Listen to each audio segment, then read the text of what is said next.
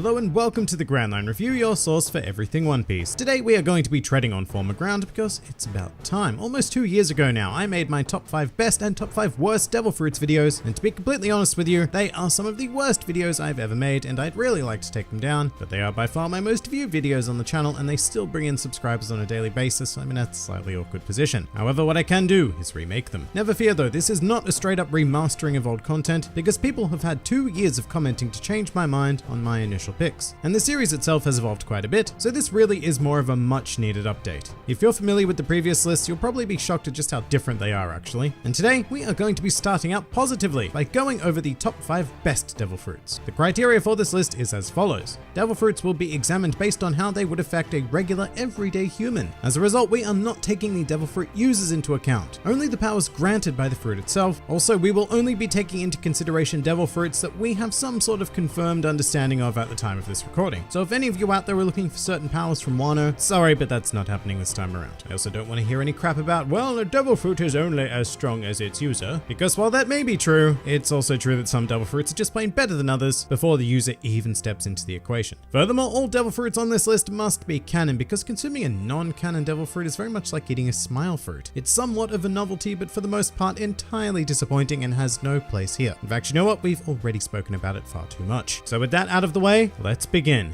Welcome to the new and improved top 5 best Devil Fruits in One Piece.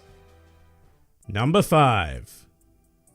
The Doku Doku no Mi. Starting things out today is a fruit I think often flies under the radar of many fans, myself included, because I certainly did not feature it on the original list. What we have here is a paramecia type that allows its user to conjure and manipulate different types of lovely poison. And before we move on, yes, it is a paramecia, not a Logia, and Magellan is not an awakened paramecia user either. The power we see on display with this fruit is the base form of the Doku Doku no Mi, and it is pretty damn devastating, as it can be potent enough to act as anything from a mild irritant to an instantly deadly dosage. The poison can be produced in liquid or gas form, the latter of which being simply terrifying, and if there is a limit on how much can be conjured at any given time, it's an amount so absurd that it doesn't even come into consideration. And poison is one of those things where it really doesn't matter how strong you are, you're going to be subject to a fatal encounter, as discovered by both Luffy and Blackbeard, who were dealt with by this fruit with astounding ease. On top of that, it also has some nice utility in the area of travel through the Venom Road ability, but quite notably, it does not make the user immune to other poisons. I mean, yeah, you won't be killed or in any way harmed, but you will be sent to the bathroom for hours on end. In any case, this fruit certainly does not receive the recognition it deserves amongst the fanbase for how incredibly deadly it is, but it has certainly earned its spot here today. Number 4. The Magu Magu no Mi. You know, it's really difficult to go past this fruit when considering the very best in the series, but hey, I did just that, and here we are now to make things right. The Magu Magu no Mi is a Logia type that allows its user to conjure, manipulate, and become magma, also known as the hottest natural substance on the planet. And when you can craft it at your leisure, then you become one of the most terrifying individuals on said planet. Just as with the poison of the Doku Doku, it's difficult to ascertain a limit to the magma produced. However, one only really needs a small amount to be considered exceptionally dangerous, let alone the whole, volcano's worth we've seen conjured in the series. The other key difference here is that this is a Logia fruit, and being able to turn your body into magma simultaneously acts as a perfect offense as well as defense. Unless you're a true master of Haki or have a very convenient Devil Fruit power of urine to deal with it, you are screwed. Furthermore, thanks to the One Piece Vivia Card data book, we now know for a fact that the Magu Magu no Mi is the Devil Fruit with the quote-unquote highest offensive power. Now that is a very vague statement, don't take it to mean that it is definitively the most powerful Devil Fruit in existence. I mean, it can't be given how early it's appearing on this list, but I would take it to mean that its powers are the most offensively potent, and I think we've seen more than enough examples of that to safely drop it into the number 4 spot today. Number 3.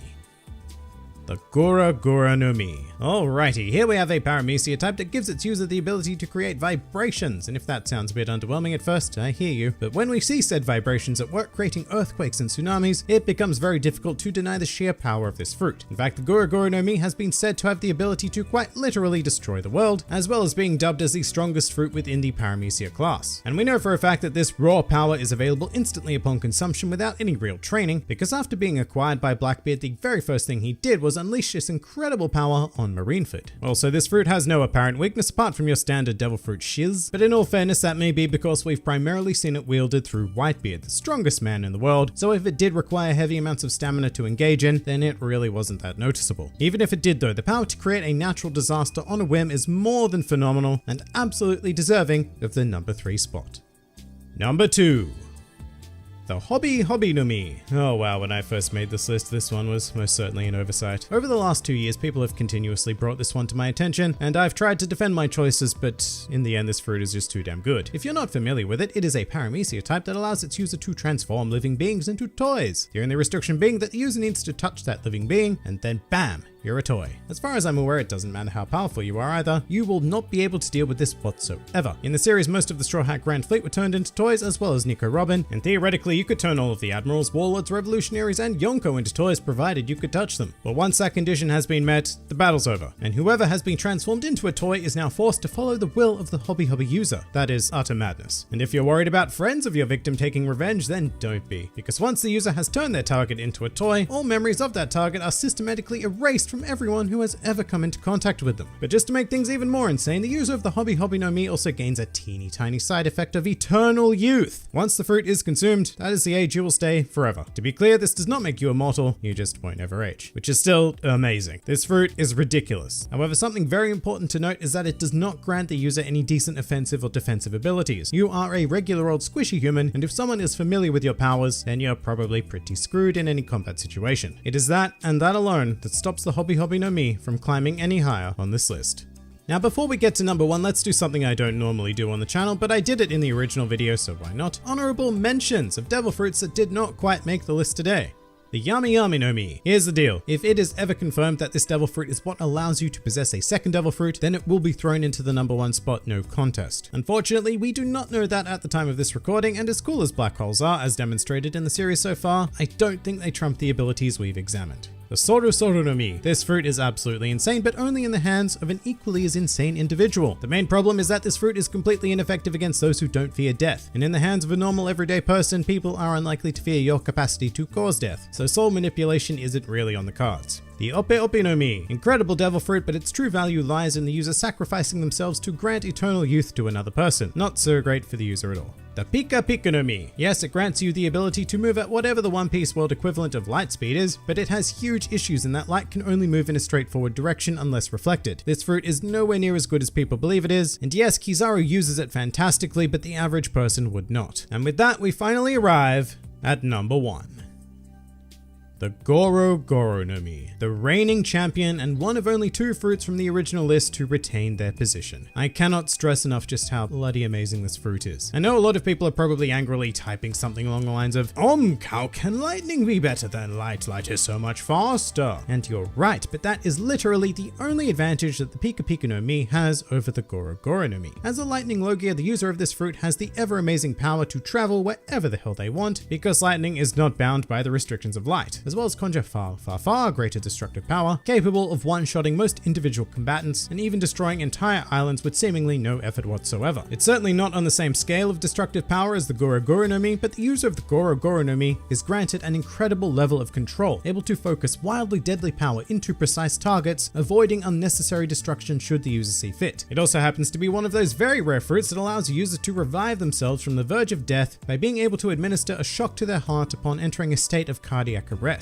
And yes, some people will still go on about how the Pika no Mi is better, but I've also heard the argument of, well, the lightning fruit cannot be the best devil fruit because it lost to Luffy. That should make the rubber fruit the best devil fruit. And it's absolutely the stupidest argument I've ever heard. It's like saying that Superman isn't strong simply because kryptonite exists. Yes, the Goro no Mi has a single natural weakness, but that does not negate every other incredible advantage you gain by consuming it. And finally, at the time of this recording, it is still the only devil fruit in the series that has ever been stated to make the user essentially invincible. And with all of that in mind, it's pretty easy to see how NL developed his god complex, because consuming this fruit for all intents and purposes made him just that. Now, it can't grant eternal youth or be considered the strongest defensive power, or even destroy the world, or actually it probably could destroy the world if you gave it enough time. But this fruit is all around incredible regardless, and capable of so much more en masse than any other, which is why it remains the undisputed champion of this list. But that pretty much does it for the new and improved top 5 devil fruits in One Piece. If you enjoyed this video and the content this channel produces in general, then please do consider donating to the Grand Line Review Patreon, because the support of all of you amazing people is what continues to make this channel possible. Also do check out my Teespring store if you're interested in shirts, hoodies, and other miscellaneous items, with the proceeds going directly to support the channel as well. And if you'd like to join the fun at any time, then please do head over to my Discord server, where a wide array of shenaniganry takes place on a daily basis. And finally, please do comment with your own best devil fruits in the series. This has been the Grand Line Review, and I'll see you next time.